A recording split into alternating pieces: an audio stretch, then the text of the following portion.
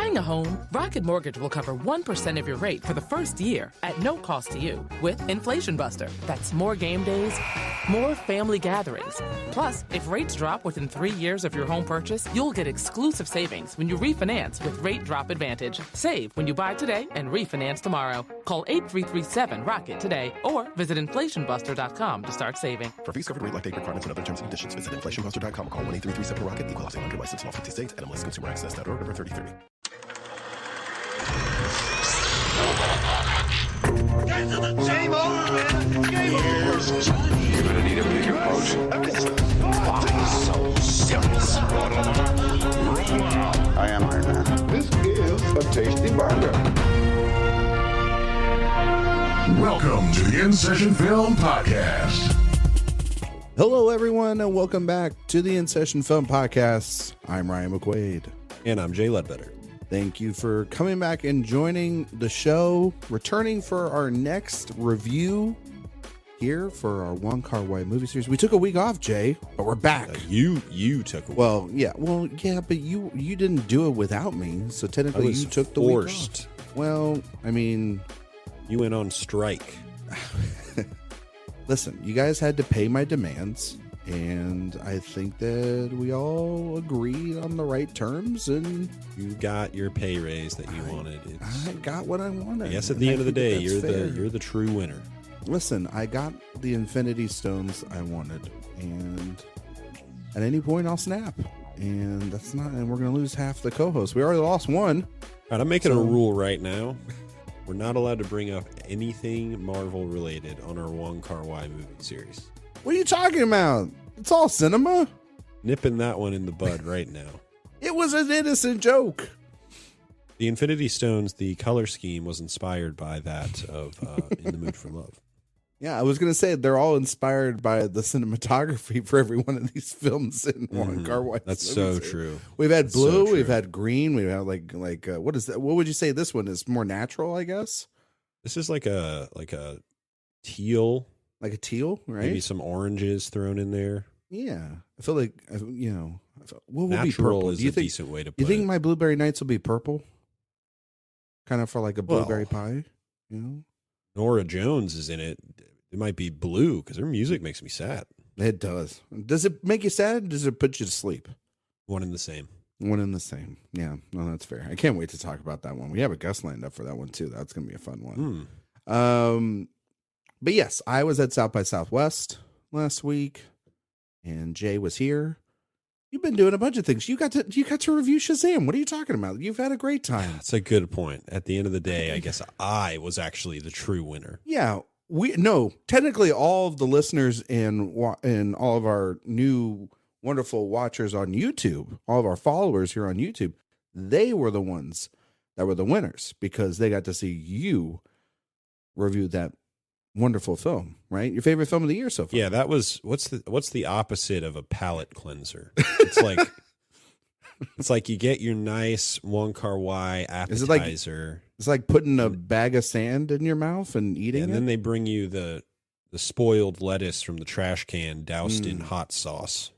And do you think that lettuce was expired? Nice transition to Chungking Express. Yeah, the lettuce was expired. Well, certainly the DC universe as we know it is past its expiration date. And this movie, actually was the basis for them canceling the DC universe. It was an homage to Chungking Express, which is I think we should make another rule. I think we should make another rule that we can't mention the DCEU anymore on any one of these Wong Kar-wai. All right, let's see. Yeah. You know what? Fair. You're going to make me I said something innocent and then now you've gone on a rabbit hole about the DCEU. I would never. You would never do that. That's not I would you. Never. But no, we haven't done this in a week.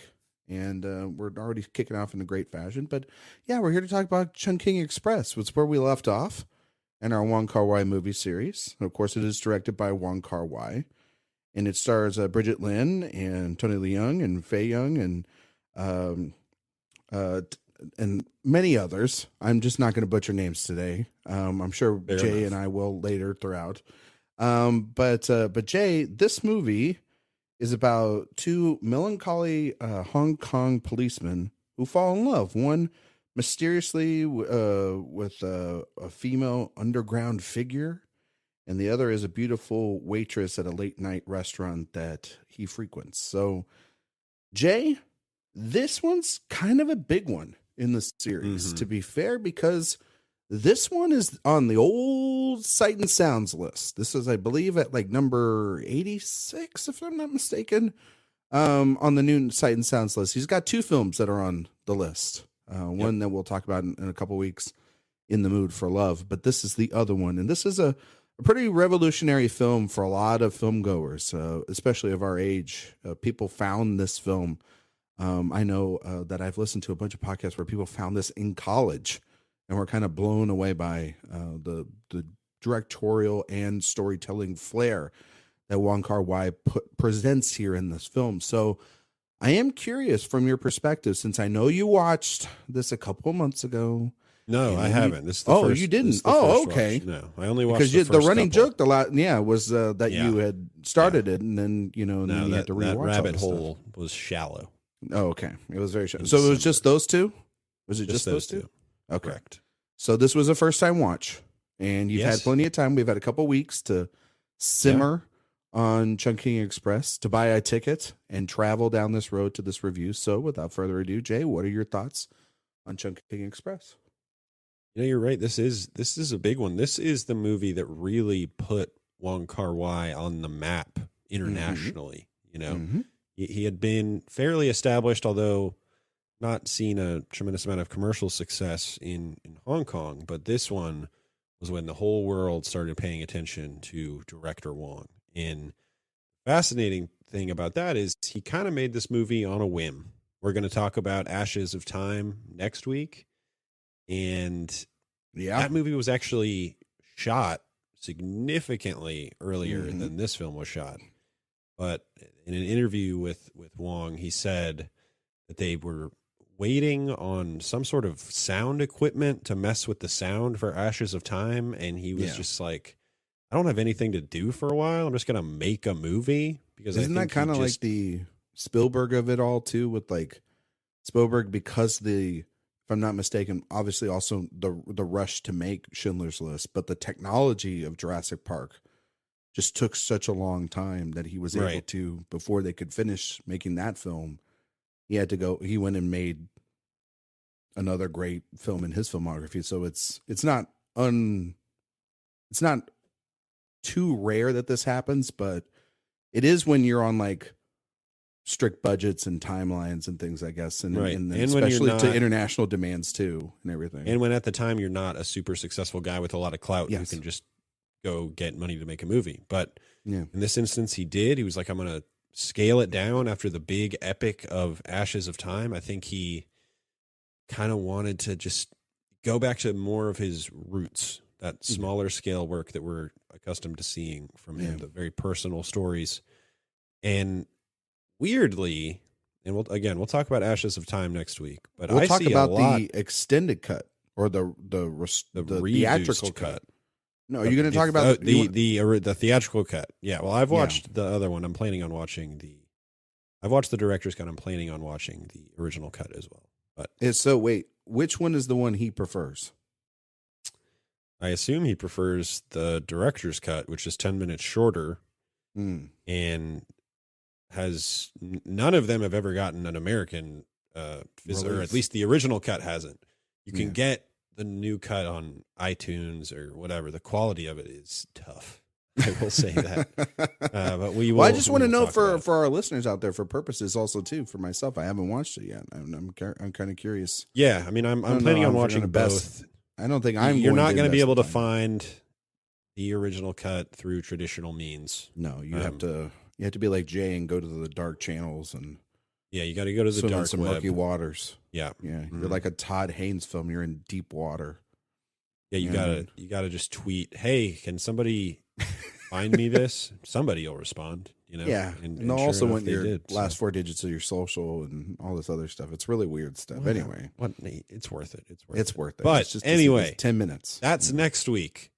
Watch whatever version you want. But we'll talk about both.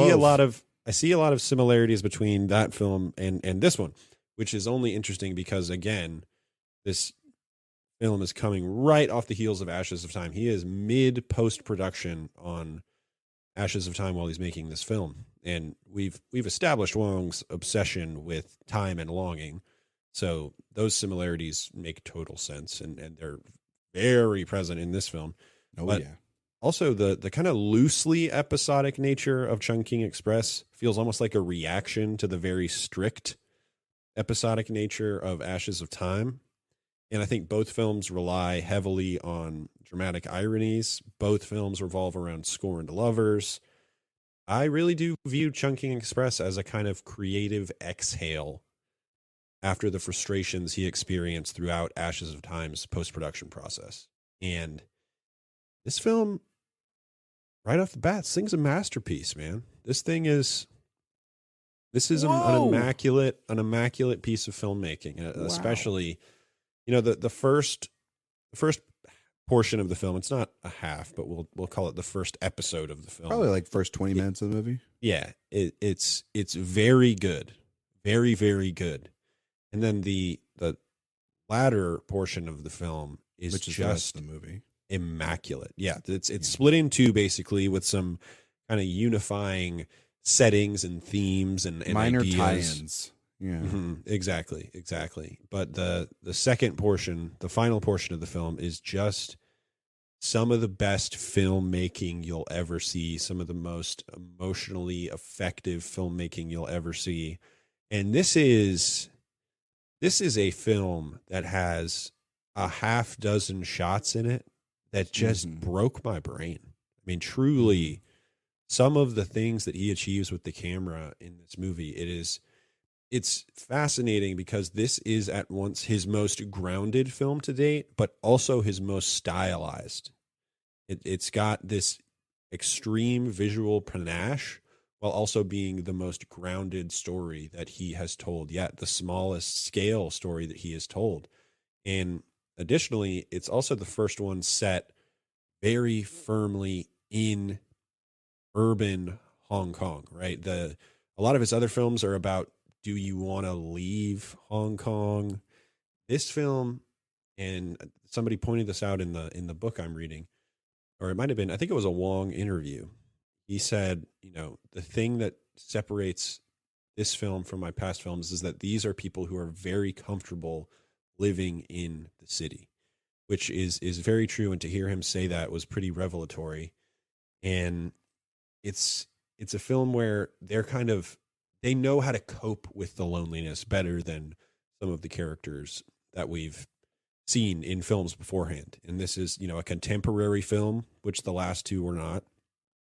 And this is a film that just pops. I mean, it just pops visually. Yep. The use of music, again, it's taken to another level here with California Dreamin' and What a Difference a Day Makes. Is that the song? I think so. Yeah. We'll talk about that. As well as the cover of the Cranberries, which is awesome. And to me, it really, I get in this hole a lot. I don't know if you're this way, but he really captures this feeling that I often get, which is just, I'll get obsessed with one song and listen to it over and over again, because it captures some way that I'm feeling at a certain time, and it just kind of ingrains itself into my brain. It just burrows in and refuses to let go. And so I just listen to it over and over and over again.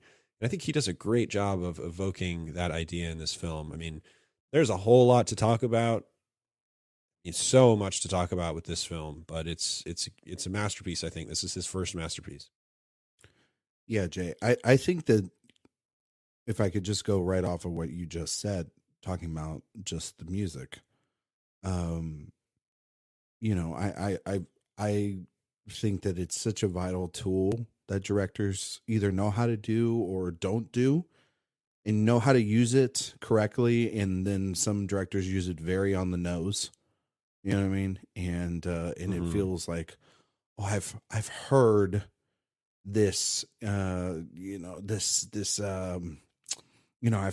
heard these songs before, or they're recycled, or somebody else has them. Just say it, Robert Zemeckis.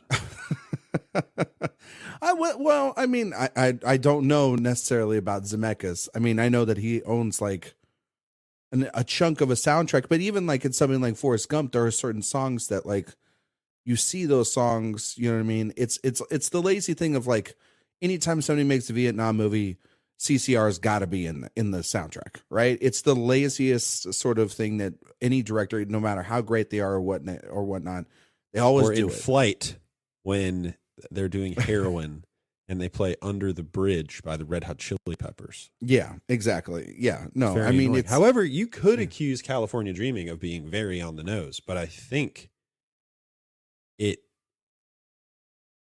is certainly on the nose as far as what it's saying, but there's so much subtext to it as well that it really is effective, in my opinion. I mean, it's incredibly effective.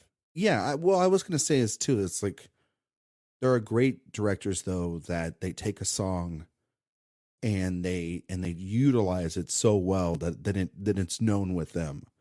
And something like That's a California great way to Dreaming, put it. Yeah. the one time that I've heard that used a lot, it's actually a different version of the song, and it's used differently in Once Upon a Time in Hollywood. Yeah. It's the acoustic driving home version of it, sort of, and it's done by a different artist, and it's very melancholy. And this version, it's a sense of exactly how the Mamas and the Papas sort of sang it, which is you're hearing the hopefulness of this girl who is working in this snack shop, essentially, Faye, essentially trying to use this music to motivate her to finish her mundane job while also dreaming of an idea. Yeah. And just kind of dreaming of an idea of maybe one getting out of there, but then also two, the songs in the film ultimately in Chungking Express are connections to one another. They essentially become how these characters remember. And like you're saying, Jay, anytime we listen to a song, we then connect that back to the piece of media or the time in which we remember listening to it for the first time. You know what I mean? And that's I was watching recently a video behind the scenes about Goodfellas, and they were writing the script, right? And they had the script. The guy that wrote the script with Scorsese there on set, he was taking notes as they were shooting, and they did that close up, of De Niro at the bar, and Scorsese looks at him and says, "Write down cream, write down cream."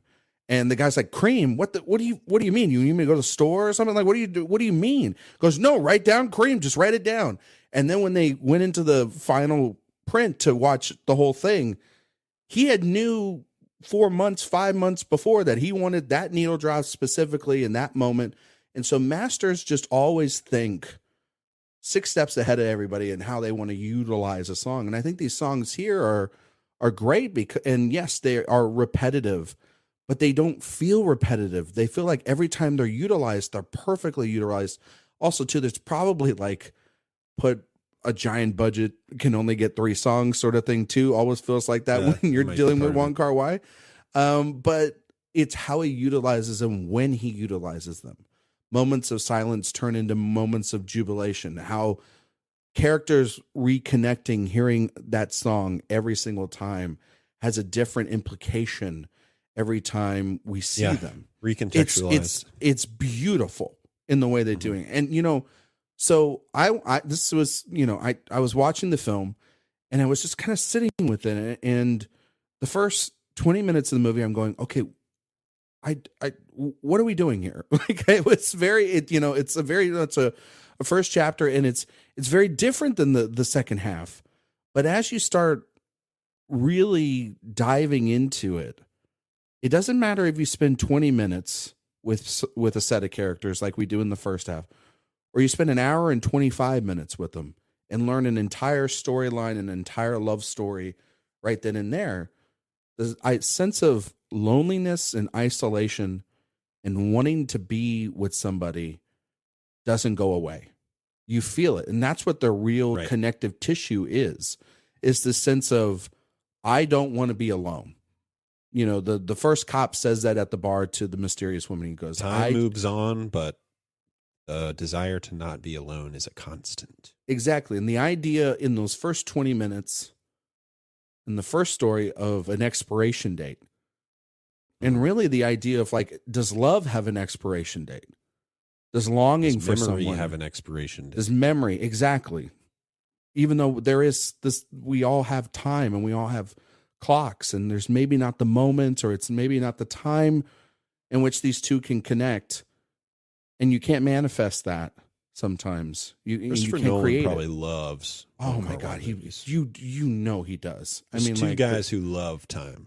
there's nobody that, no, I think, man, could you just imagine if they just like sat in a room together and just like hung out? Like the room would stop. You know what I mean? Like it would just like, hold on, we're not moving anything. Like these two, it would feel like everything's in slow motion behind them. Kind of like how this movie starts. But yeah. Oh, I can't wait for like the explosion sequences are probably going to be really slow in Oppenheimer. Anyway, that's beside the point. Look, the man loves time so much. He's just made the standees at all the theaters. I just assume Nolan is in charge of the marketing for the film. He's There's a big clock. Just a big clock. It feels like countdown clock. Honestly, it feels like Fincher. You know what I mean? It feels like if David Fincher was making Oppenheimer, you totally know he would like be how getting the Fincher clocks up totally there. he puts the Amazing Amy book in the Gone Girl packaging and stuff. And It's like he honestly, makes the DVD for Girl with the Dragon Tattoo look like a pirated disc. Yeah, exactly. Yeah. He makes like the Criterion collection for Benjamin Button, the most basic Blu-ray you could ever see in your life. Yeah, I don't know what I still don't know what the deal. I don't with get that either. But also too, like I would feel like if Fincher would take it to the next level, then Nolan, it wouldn't be like a digital clock. It would be like an actual like grand clock.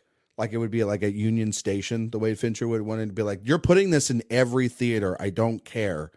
And he would make sure that clock doesn't ever like lose power, even if like the city block goes out or something. Or if like Fincher that. made a movie about a clock, the DVD, the Blu-ray box, it would have the big arm moving inside of the clock. Yeah. And the disc would be in the circle at the bottom of the arm. See, I think the reason why we don't have a physical copy of Mank is because he's trying to find a way to how every Blu-ray or 4K can include a typewriter to be sent to somebody's house. No, that one's gonna be inside a snow globe. Oh, that's well, and then you got to crack it open. Yep, sounds like a mess. To be fair, it sounds worth like it a mess. for art. Anyway, this movie is sneakily great. I think the thing is that sneakily great. Doesn't hit you at first. No, it doesn't hit you at first. No. I don't think that that's a bad thing. I think that you are. I think for me at least, I was a little confused early on. The first episode, if you want to call it that, I was very confused. Yeah, and then it leads into your second episode, and then by the sort of revelations that happen, with Faye and Cop 663, played by the just absolute snaktopus that is Tony Leung in this movie. I mean, my God. Yeah, he's 663, right? And 663, Cop 663. Yeah. And you know what? I got to say, Jay, by the time they finally have, like, you know, their hint of romance, and it all kind of crumbles down, and then you do the time jump. There's a little bit of a time jump. I was just like, man, this movie could keep going.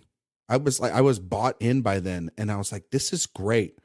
And he kind of ties in a little bit and like winks to the beginning chapter as well, and those characters there too. And it's kind of how they're all really connected, but then they're not really connected at the same token, though. But it's not about being connected in terms of knowing each other. It's about the same ideas and the same feelings and the same longings, and that all these people may be also going to the same shop and passing by one another. And it really feels like this movie, you know, it's one of those movies where like Hollywood, like we talked about this with Altman, that I used to say this to you about Altman.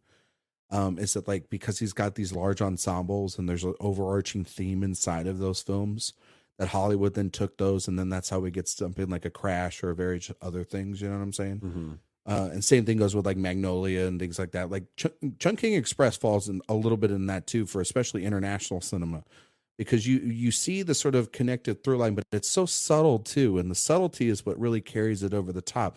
People then, of course, take that from its influences, because this is a very influential film. This and In the Mood for Love are his most influential films, in my opinion. Yeah. Those are the ones on and the Sight and Sound list. Exactly, those are on the list, and I think the reason why they are so influential is because of the fact that they're able to connect the same human experiences and emotions all together, without having to beat you over the head with it. And its subtlety is really the champion here. This is a remarkable piece of filmmaking. Extraordinarily subtle movie. Yes, it is, and it's very patient too. It's very, very patient. It's almost like watching one of those like English sort of costume dramas from like you know what I'm saying, where like they're all Jane Austen-y sort of romances where nobody ever kisses each other or anything, but it's all looks and or ever directly speaks to how they're feeling. Exactly, and that's kind of what this movie is in a lot of ways too. That's what In the Mood for Love is, for sure. Yeah, exactly. And so, and it's just all about the subtle ways in which somebody can fall in love with another person and want to connect with them. And I think it's absolutely brilliant. Yeah. And then that final line, I mean, you know, it just ends on a goddamn high. It's so good. This movie is great. This movie's great. I'm not putting it in the M realm just yet. But maybe if we talk a little bit more, maybe I will. But I know you got it at 5 stars. I got it at 4.5. Yeah, that's nothing. I think that's fair. Nothing to scoff at. Yeah, nothing to scoff at there. Yeah. No, but this film, I mean, let's talk about the first portion of the film. Let's just talk about that. Okay. How effective you think it is, how you think it ties into the second half of the film.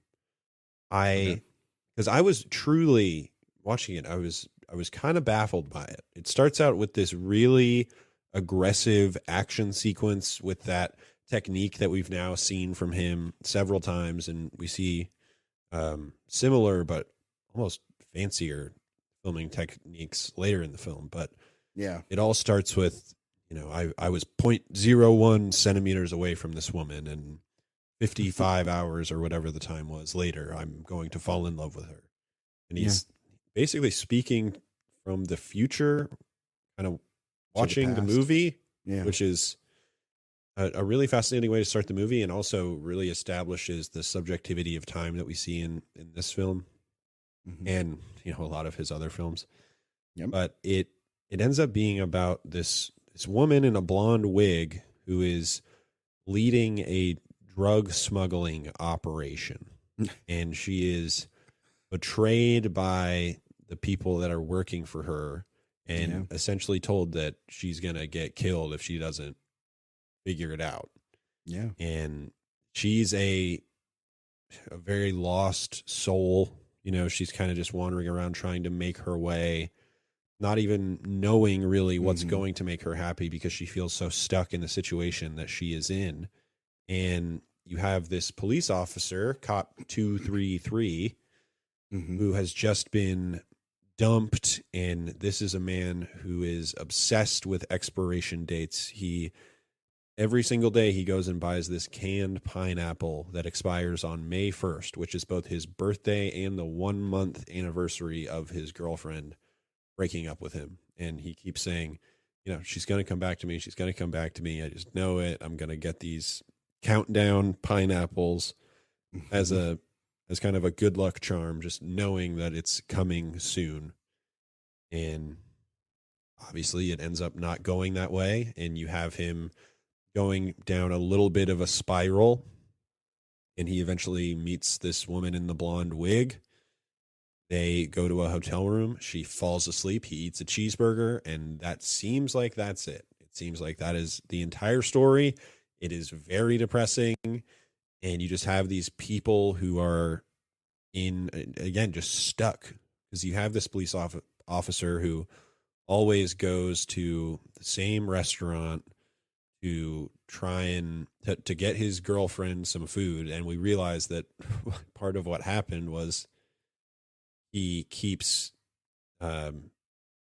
buying the same dish, and then wait, is that the first half or the second half? Am I getting confused? I'm getting confused. I think you're getting confused. I think this guy is half.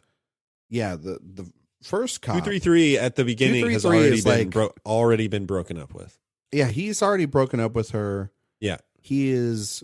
You're right about the cheeseburger, and the fries. Yeah, he definitely eats the cheeseburger at the end, and then she messages him and says happy birthday. But he's also like a very lonely soul because of the fact that she's broken up with him, and he's calling anybody. He's calling people from like his fourth grade who he sat next to, in an act of desperation to hang on to people. And this does tie into like Faye, because the shop that his girlfriend always wanted him to go to and the places he's always calling from is the same shop that Faye and what we'll see later is her relationship with 633 or 663. So, you know, in a lot of ways, the area and the place is the connective tissue, and his sense of loneliness is then what drives him to sort of get a little bit carried away and drunk and go to a bar and give his whole self to this mysterious lady who he does not know is essentially on the run for her life. Much darker story. Yeah, and she doesn't want anything to do with him because she doesn't want any attention. And they don't even make love or anything. It's just about being together. The sense they're of about not to, and then wanting she to be falls alone. asleep, and he's just kind of like, "Oh, I guess this is my life now." I guess a cheeseburger and a large plate of fries in the middle of the night. I'm not good enough for anybody. Just get me a cheeseburger. This will be the ultimate satisfaction at this moment. Yeah. Then there's like a little bit of there's some gunshots and people die, and but it's not even like that stylized. It's not like, you know, I mean, it's kind of almost an afterthought. You know what I mean? Yeah. The violence in that moment is pretty underplayed. I'll tell you what really threw me for a loop was the opening titles are gunshots. Like when the title is revealed for the movie. And I was like, whoa, I thought this was like a pretty low key, subtle movie. Do you think that now there's gunshots right away?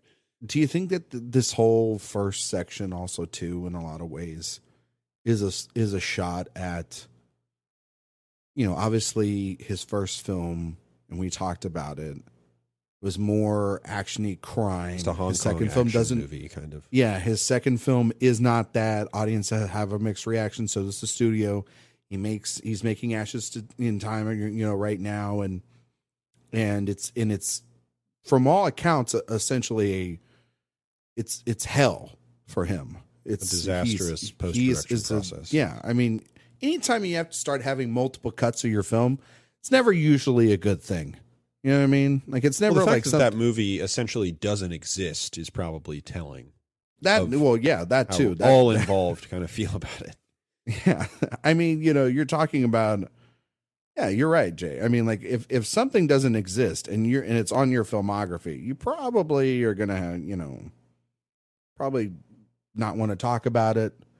Probably want to move on to the next thing. But it's his least known film, and I wouldn't be surprised if it was his most expensive film. Like, it was a big movie.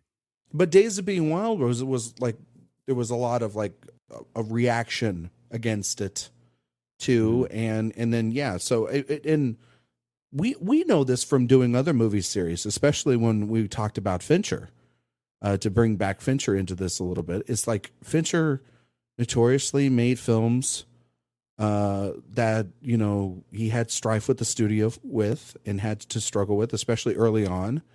And he's brought that out even 20, 30 years later in something like, I think, like Mank, where he's taking aim at all those frustrations and being able to finally unleash a little bit of that power. Notoriously grumpy person to work with. Yeah. Difficult person to work with. Wong is other side of the famously calm and amenable and pleasant, as far as I can tell from what I've read. Also too, like, you can even admit, even the calmest person in the world can feel a little jaded, can feel a little frustrated. Sure, yeah. This is his passion. And then but to be able to kind of be like, yes, those, I think for most of his films, his choices are very deliberate. And I think it is very deliberate and I don't know what the marketing looked like for the film at the time, but to sort of have this opening be like, oh, you're thinking you're getting another, crime film, you know what I mean? Crime romance. And that's not what this movie is. And I think that that's so great is then like people kind of get hooked into it, you know what I mean? By the beginning, or like the bullet shots right at the beginning or whatnot. Right. And then by the end, you're like a mess. And it's kind of like bleeding the best of what he's made and what we've talked about so far. And doing the best version of that is like, I can get an audience suckered in here, but what I'm really invested in is human connection, time, and our ability to feel absolutely broken and wanting to not be alone. And that's why I think it was such a success, is because it got people in on this basic level, and then it surprised them. And it's kind of like what it did to me. It sort of then switches the knob, and it doesn't feel like it's manipulating the audience. It's done in his beautiful, subtle way. And by the end, you sort of even forget about this first 20 minutes, and you're like, wait, there's 20 other minutes to this movie? Like, this movie was only like 80 minutes long because it was just about these two other characters at like a shop.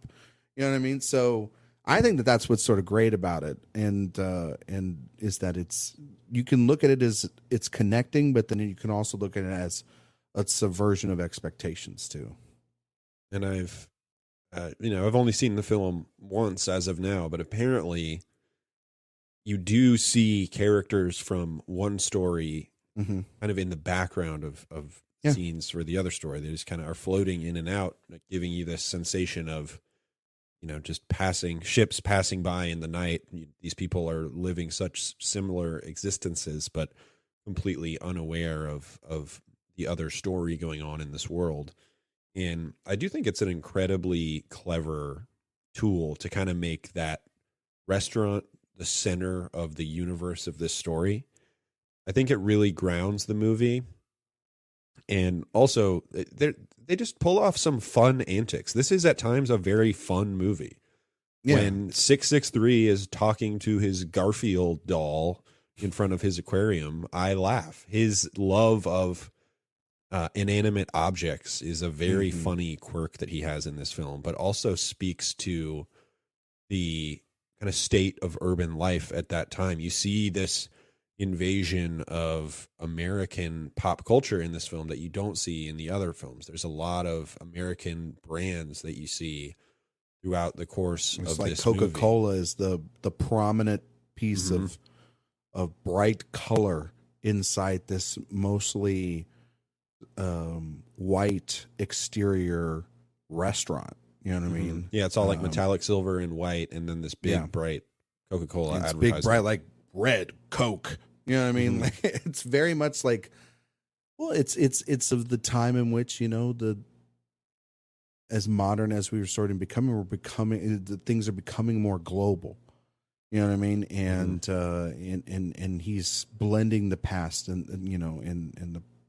definitely the present, because using music choices like he did in the film. Like, there's a modern song, there's a little bit of an older song, and then there's definitely an older song. You know what I mean? And those songs are mostly in English, and which is where, like, cultures going back and forth, and sort of the idea of wanting to escape your mundanity for something grander. And just a more contemporary idea of the world, kind of this blend that, and the true head of the drug organization, he's an American. Yeah. Which I thought was very interesting. And which I noticed that, and I was like, whoa. Yeah. You have some different languages being spoken throughout the course of this film, which I thought was very interesting. And again, speaks to that contemporary setting that we have in this film. And the other thing that I was reading about, because I will admit I am not super well read on the history of politics in Hong Kong, but some of the inspiration for that expiration date motif was this countdown at the time to the end of Hong Kong as a British colony. which had this. It was like dated. It was like 1997. You are no longer a British colony. And so that was at the front of everyone's minds around the time when this movie was being made. And he weaves that into this story that's just about people's loneliness and longing. Yeah. Which, you can extrapolate that out and say that speaks to the loneliness and longing of this place that has been without its own identity for a while. And not only is there isn't just this anticipation of that happening, but there's also this, I don't know if fear is the right word, but this uncertainty surrounding it that is, well, when you again, suppress felt in something this for such a film. long time, Jay, right? It's you're bound to be either curious or in a bit of a crisis, trying to figure out what this uncharted territory feels like. We know we're getting rid of something that we don't want, but what is replacing it? Yeah. No, I agree. I mean, it is for anyone that, I mean, I always say this, change is never something that human beings like. They may say they do, but change is a very scary thing to go through. And especially if you're ingrained in a culture of real romantic suppression, you know what I mean? And a lack of identity, individual identity. And so yes, at this time they sort of get to revolutionize and create the rules that they want to, you know what I mean? And when countries have that happen, it usually tends to, like, the culture of the outside world comes in and they they attach themselves to things that they never thought that they were ever going to be able to before. And I think that that's such an interesting way of doing it, because then that means that it's another form of time. It's changing. Everything changes with time. It's not going to be stuck. And where does change happen more frequently and more curiously than anywhere else? A big city, which is a huge part of this film. And there's these great images that Wong takes advantage of, where I don't know what the camera technique is, but you have our main characters basically frozen on screen. Yeah. Going in slow motion as everything else is whizzing by them. They're just a blur. And you totally understand in that moment how these characters are feeling. It's such an incredible piece of visual storytelling, which is what Wong is so great at. I mean, it's I don't want to say that it's necessarily experimental, but it's so idiosyncratic, so unique to him that it feels experimental in many ways. And I think in certain ways, this is an experimental film, especially for the time. Yeah. Just because of how he is dealing with the very idea of time and the idea of memory, because there is this blurring at so many points. And I've talked about this in our other reviews too. There's this disorientation that Wong establishes in his films with the way that he edits his films and jumps from one place to another, one time to another. And it really never lets you fully settle into the film, even a film that is kind of cozy. This film can be pretty cozy, and it gives you that kind of hangout vibe at certain points. And it's very fun to watch, which is what we haven't really brought up yet. Is yes, it's deep and subtle and moving and thoughtful, but it's also a pretty breezy watch, especially the latter portion of the film. Breezy. Yeah, I mean, well, especially when you get to, like, I think the last 40 minutes just kind of fly by. Like, I really do. From when she starts messing with his apartment. Yeah, I was just gonna say it gets and also it gets a little more straightforward. Yeah, and it's very fun and kind of jaunty. And Faye, the performance of Faye in this film is exquisite. She is so a little off kilter. She's got a little bit of that manic pixie dream girl thing before that was really a thing. But I think before Zach Braff ruined it for all of us. Yeah. I think she's a much better realized character than so many examples of that kind of character. And she's you understand the appeal of her immediately. It really speaks to her performance as well as the direction and just the things she does, how willing she is to just march to the beat of her own drum and play that song and poke at her boss at the restaurant and try to loosen him up a little bit, because everyone in this film is sort of, they're looking for something, but they don't always know what they're looking for. And Faye is maybe the best example of that, to the point that she steals this guy's apartment key and goes and just improves his apartment. And how he doesn't kind of start connecting the dots, I don't really know, but you know, it's okay. Well, I think it's, well, one, if I could say one thing about her performance here, and the way that Faye, played by Faye Wong, is written, it's a little bit, I wouldn't call it 100% the template for like a Manny Petsu dream girl. You know what I mean? Like, those feel like these girls that are unbeatable. Like Natalie Portman in Garden State is the perfect flaws. Yeah. But I honestly, I think that she is a pretty flawed character. Oh, It's yeah, just for not, sure. She's you know, much more layered than so she's many of them. deeply layered. I mean, the fact that she she is doing what she's doing and then is essentially hiding and afraid of any sort of conversation or confrontation about these emotions that she's feeling. She'll just turn her music up. She'll turn her music up and she'll keep it loud, or not even that. She hides from him. Instead of saying, I want to be with you, let's go on a date, let's explore these feelings, she will hide in a cupboard. She will play essentially hide and seek multiple times. Yeah. And he knows where she works. Like, you know, he finally figures that out and just goes and asks her. But his broken heart and his mind and his job for 663, I mean, he is essentially oblivious to it. And it's such a weird thing to do, because she essentially is going to his apartment because she's holding this letter that he refuses to read from the girl that broke his heart. So she's going into his apartment and sort of learning about him, really just through his things and his presence and everything. And it's unlike any relationship you really ever get to see. You're learning about the material rather than the figure itself. And she does exactly like you're talking about with the Garfield the Garfield sort of plush toy. She does the same thing to another one that's in his house, and he's got a couple of these things too. And they're you can tell right away these two are going to be meant for each other. One, because they have a explosive chemistry between these two characters on screen.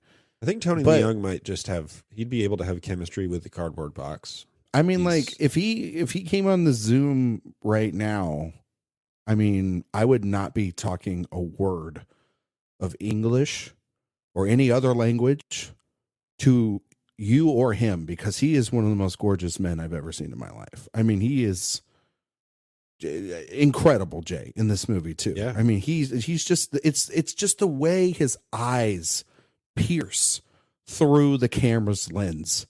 It's unlike anything you could really feel. And then you kind of understand why Faye goes catatonic essentially around him. Because he is also this he's essentially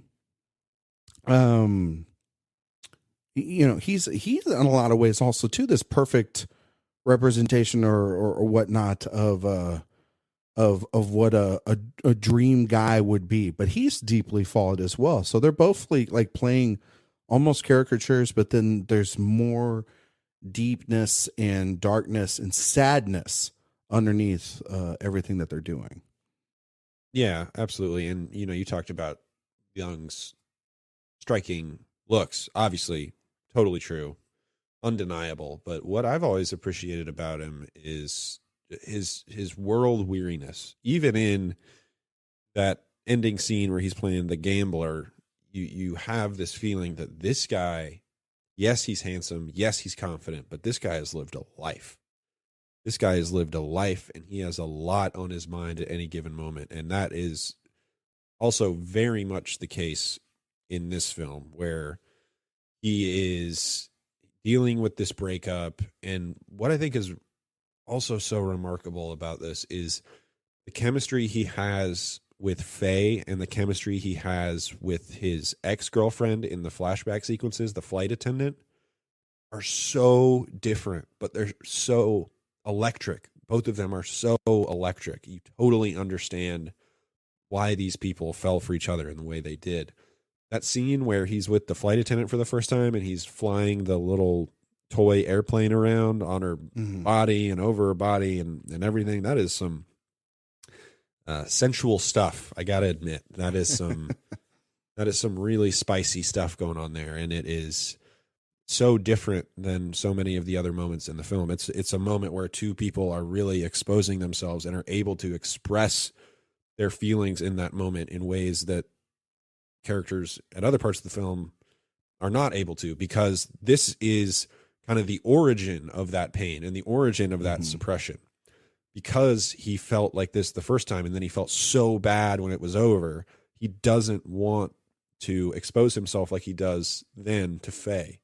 And Faye similarly feels the same way, obviously. And these are people whose desires haven't changed, but their ability to effectively seek those desires, they're non-existent now. That they just can't do it anymore because of that world weariness that I was talking about. And it all culminates in this great dramatic irony of, one, Faye herself becoming a flight attendant, telling him to meet her at a restaurant called California.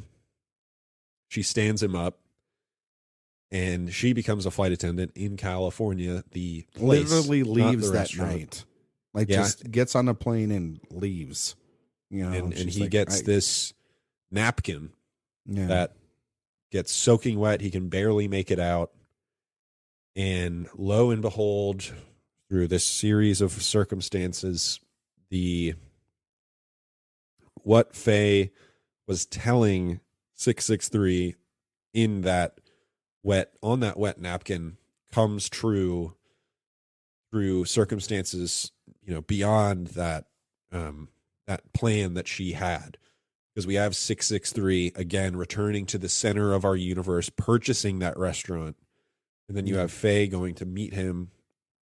And you, for the first time in the whole movie, really feel like these are people who are going to realize the things that they want most in the world, things that really every person wants most in the world, whether they'll admit it or even whether they realize it or not. It is the most universal desire in the world, is to be loved and to find someone that you can spend your life with or coexist with in that way. And especially in a romantic circumstance like we see in so many of Wong's films. And that's such this cathartic release at the end of a film that has been so much about suppression and all of those things that Wong has become so known for.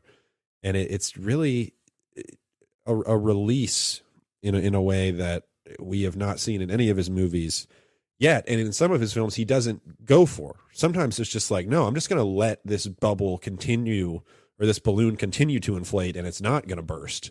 I'm just going to increase the pressure, the emotional pressure on you, and it's going to feel untenable at a certain point, but you're going to have to sit through it, because Wong Kar-wai is not about giving you these happy endings necessarily, because this is a much more complicated ending than the ending of Sweet Home Alabama or whatever. But this is a Wong Kar-wai's Sweet Home Alabama, coming to theaters 2024. I'd watch it. This is a much more nuanced film than that, where yes, you see these people, there's this look in their eye like, yes, let's do it. But there's also this sense of, she's also not looking at him in that final shot either. Yes. You know what I mean? Like, she's still hesitant. And I mean, like, I think that the one great thing about the film, Jay, that we haven't really mentioned is what is the one thing that connects us all as human beings more than anything else? And communal experiences, restaurants. Well, the man loves food. Food, essentially breaking bread is literally an expression. And I think that what's really telling is like, even when Faye's working, there's that one sequence when he asks her, I think, for the date, and then the store gets really busy. She runs away, but then she gets right back to work, and she's like, you can tell that she does enjoy her job, or she's happy about what's about to happen, but she's also extremely scared. And I think when she goes there, she's not like trying to reunite with him. She's trying to see her uncle, and she's shocked to see him there. But it's this wonderful meet cute by the end, and she's like, where do you want to go? And he's like, anywhere that you want me to go with, essentially. And we don't get the camera to pan to her. We don't see what her reaction is. We are left with his reaction. So we don't get the Hollywood romantic gesture that says, oh, happily ever after, and the birds are chirping, and Meg Ryan and Tom Hanks are together at the end of the Empire State, right. Like we don't get that here. We get his version of that, which is they're still complicated human beings. And even if they figure this out, it's going to be a very complicated process because she doesn't live here anymore. She's got a job that jets her around the world. Yeah. He's starting a business. But it's like but like, is it really going to happen? Probably not. You know what I mean? Oh, it very well could. I find it a little more optimistic than that. Well, it could. I mean, it's definitely the most optimistic of his endings that we've seen so far and reviewed so far. There's not a gun battle, and there's also not like an audience at the time like confused as hell with the last 5 minutes of Tony Leung showing up. But it's definitely also too, it's not as, like you're mentioning, I don't think it's as cut and dry as what we're used to. But also like there is the sense of like, he's not pointing the camera at her. We don't get her reactions. We don't know what this is. This is not like every other movie where we think the romantic end is going to work out. Because of what we have, the evidence of the film that we've seen, the insecurities and the longing to engage in those uncomfortable but also necessary emotional conversations to get to that cathartic moment of being, I love you and you love me. Let's make this happen. Mm-hmm. We don't get that in the end. There is no bow. Because that's not how life works. No. Life is not that neat. And so you can project what you like, but ultimately, what has he shown you in this film? It's not that is neat, going to it's give also you that not that definitively bleak. No, it's not that definitive. It's not bleak, but it's just but I'm just saying it about lives in those margins. It lives in that margins, but it's also like those lines. It's also like he had every opportunity at the California restaurant to have her come there and them sit down and them kiss and all that. And what does she do? She literally gets on a plane and leaves for an entire year.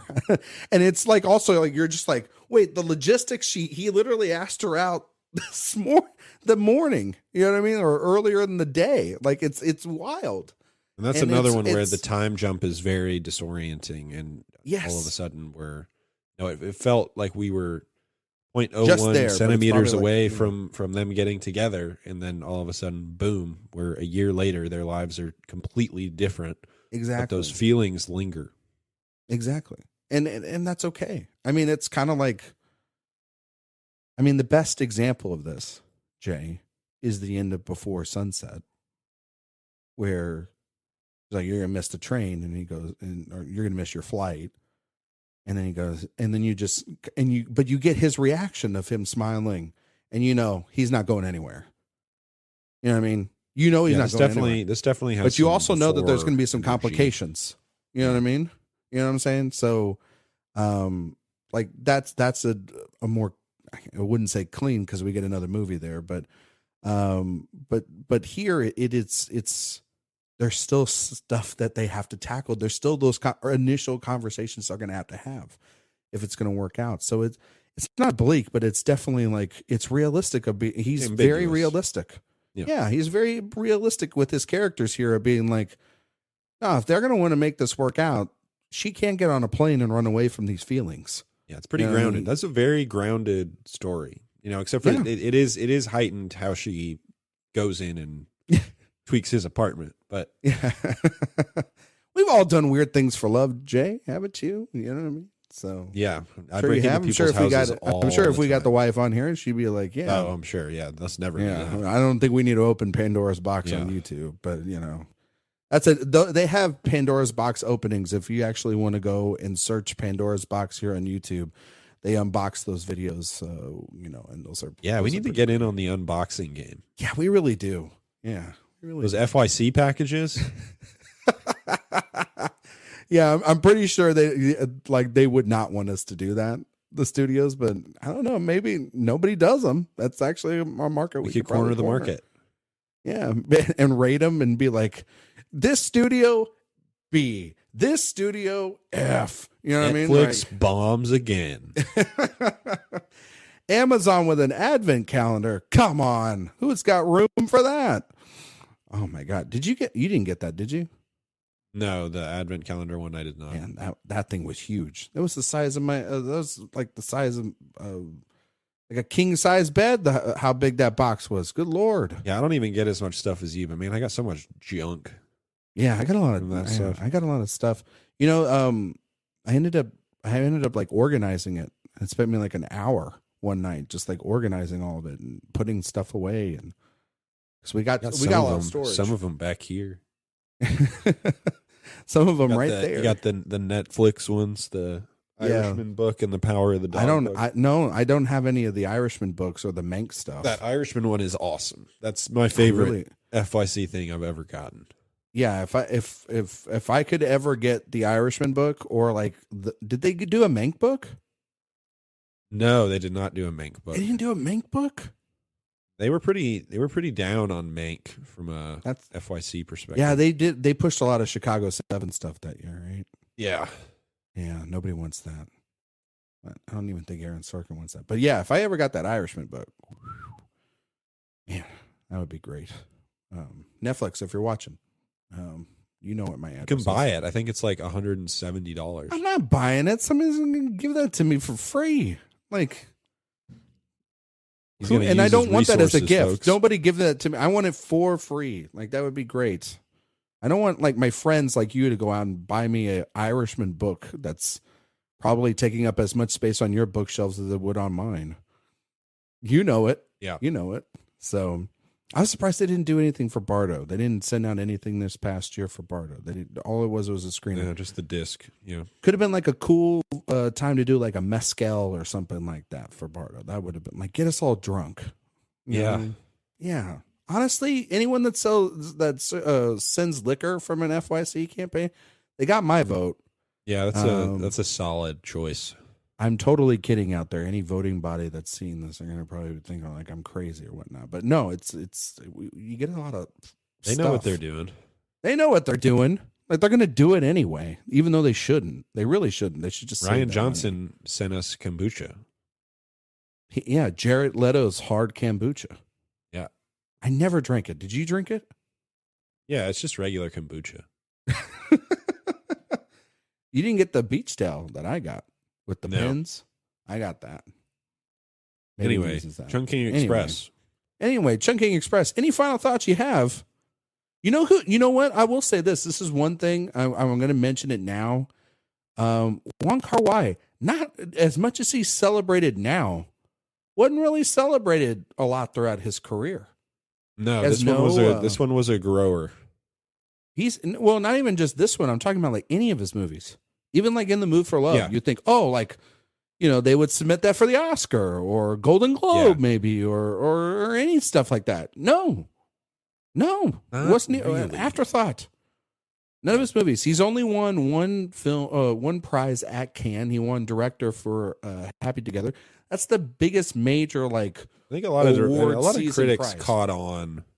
Yeah, around. He's definitely one that after he by the time I guess he made it over here big, he's doing a little bit of that Van Nights. Gogh. Yeah, exactly. So yeah, not recognized during his time. Yeah, still which with is a real us. damn He'd still shame. make other stuff. Yeah, but I feel like an honorary Oscar will be down the road for him. He will definitely. It's very possible. Very possible.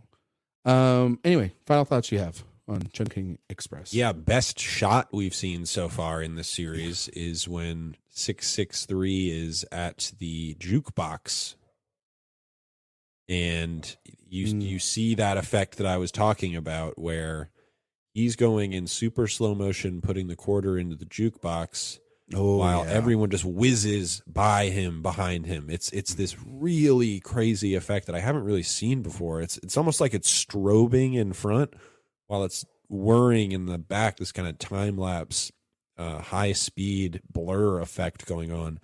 I had never, as far as I can remember, had never seen anything like that. It was awe-inspiring to me. And one of my big things that I love with any movie is if I see something that I've never seen before, I think that is a huge point in the favor of any movie. And that, to me, just made my jaw drop. I was enthralled. It had me hook, line, and sinker at that point. It's immaculate filmmaking, original filmmaking, invigorating in so many ways. And I think it was the same for him.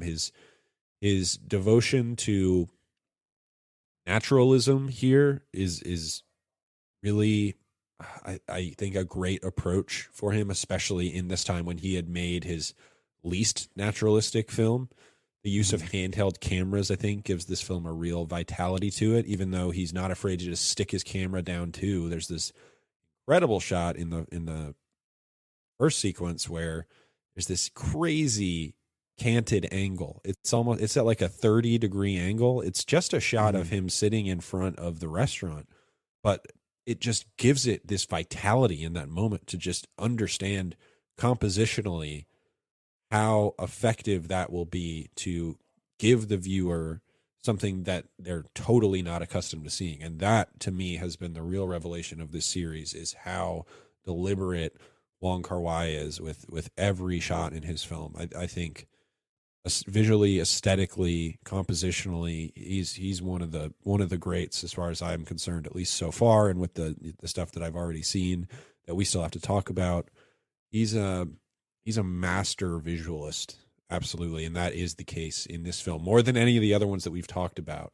And I can't wait to continue to see that evolution over the course of his career, because this is like next level, and he might even end up growing as a visual stylist in that way. So it's a great film.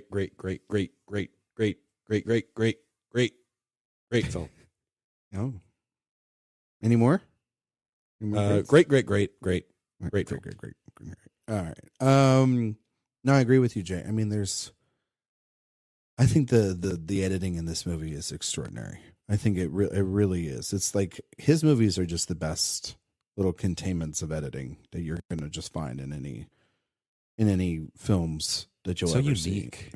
And they just are. They're just taking editing to just a different degree. And you're right. I mean, it all comes down to these shots, like you mentioned the jukebox sequence. I think of her in the apartment cleaning. There's so many shots there. I think of the shot when he's walking away outside and she yells out the window and hides. I mean, like the way he places I've just been writing. there, I've just been writing in my notes, just like a lot of shots.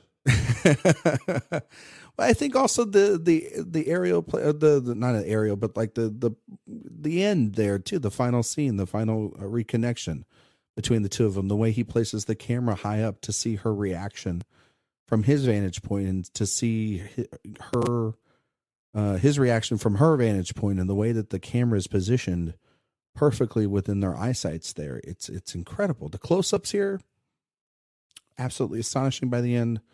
I think that for me, the like another just like shot is 223 leaning on the mysterious woman at the bar, like the way that the bar is lit, the sense of sadness between those two characters, and sense of trappedness that I think that those two feel in their mundanity. I think that's really perfectly shot there. Never seen like a plate of fries look absolutely sadder in a movie.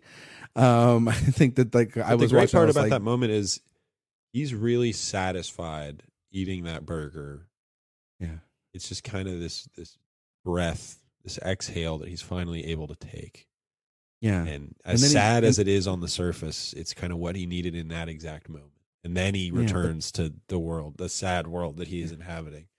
There's multiple things going on at once, man. No, the way that he shoots the interaction between the flight attendant, like you mentioned, the way that the plane is sort of just, he moves it up her back and uses it as like a runway.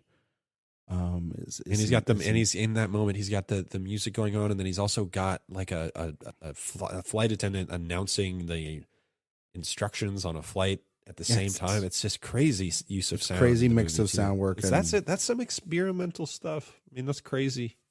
It's crazy because like you're saying, Jay, it's experimental, but yet it's vastly subtle.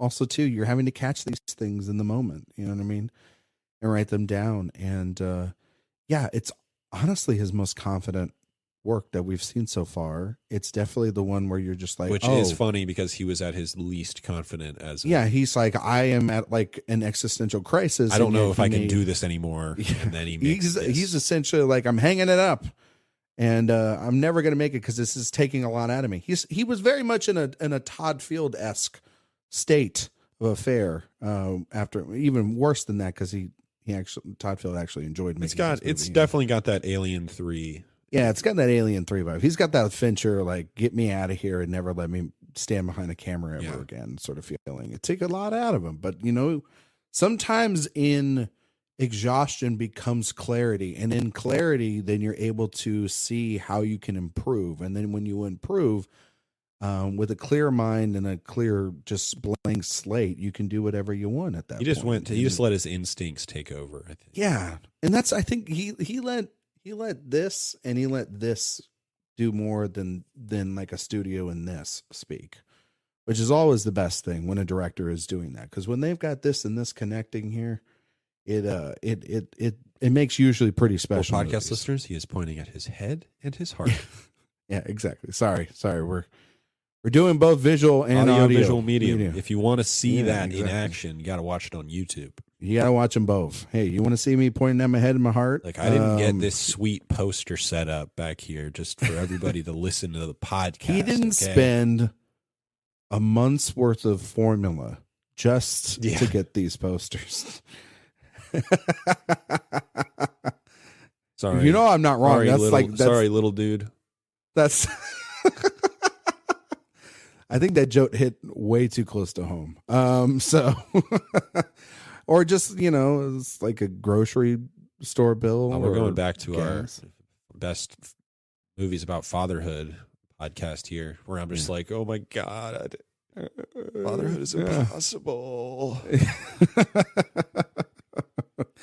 All right. Well, that is our review of Chungking Express. I know that JD will be watching it on his sabbatical. He'll have thoughts on our Letterboxd page at letterboxd.com/InSessionFilm. If you want to follow us on Facebook, Twitter, and Instagram, you can do so by searching InSession Film. Just give us a good follow over there. You're here already on YouTube. If you are here on YouTube and listening, you can like, review, and subscribe. Just hit below. Hit that stuff down below. And if you're listening to us on a podcast, well, subscribe to us. Also go to iTunes. Leave us a review. We love reviews. We'll read them out on a future episode of the main show. Maybe we'll do that on a mailbag episode down the road. I'm sure we're going to do a mailbag episode at a certain point of that show. Our show is syndicated every week. Geekcast Radio and the Lamb Podcast Network, right, Jay? We're also absolutely. We also have the InSession Film Store, where you can Patreon go over there. Patreon.com/InSession Film. That's really Patreon.com/InSession Film. We'll have some bonus content coming up there soon. All our bonus content plus some other good stuff is over there as well. The mobile app, you can get that at InSessionFilm.com/apps. The InSession Film Store, you can go on the website, InSessionFilm.com. All right, Jay. Well, we've got what are we doing next week? Ashes of Time. Ashes of Time. We talked to podcast. We did mention a lot of it but we have you haven't watched it yet, right? Or you I have. I've watched one cut. Okay, I haven't watched it yet, so I'm doing just the theatrical cut. I don't know if you watch it and you're like, I don't think this is worth talking about. Maybe we don't talk about it. I don't know. Maybe we just skip it. I don't know. We'll play it by ear. We'll play it by ear. I'm planning on talking we do them about all. it. I'm planning on talking about it. You're right. We got to do them all. We got to do them all. I mean, even if it's shorter, maybe we do 2 next week. Maybe we make up. Maybe if that one's a little bit shorter, then we. Maybe it'll be a little shorter. That's all right. I don't know. You know I actually think there's a lot to talk about with it. So. Yeah. Well, then after that, if all we right, want to do maybe 2, we're doing it. Ashes of Time, and then maybe if we have extra time, maybe we'll do Fallen Angels next week. Who knows? Yeah. Right? Maybe if we got the time. Who knows? You got the money. I got the time. Knows. Any final thoughts? Anything before we wrap this one up? You got anything? Yeah, Cranberries cover is good. No, the Cranberries cover is good. Man, that's a good song. They really should. They really should have more Cranberries, and not just be at Thanksgiving. Have more Cranberries and everything. You know what I mean? I'm with you. Absolutely. So, well, with that, thank you all for listening. Thank you all for watching. We'll see you all next time. Go and get a ticket on the Chungking Express. Let's go!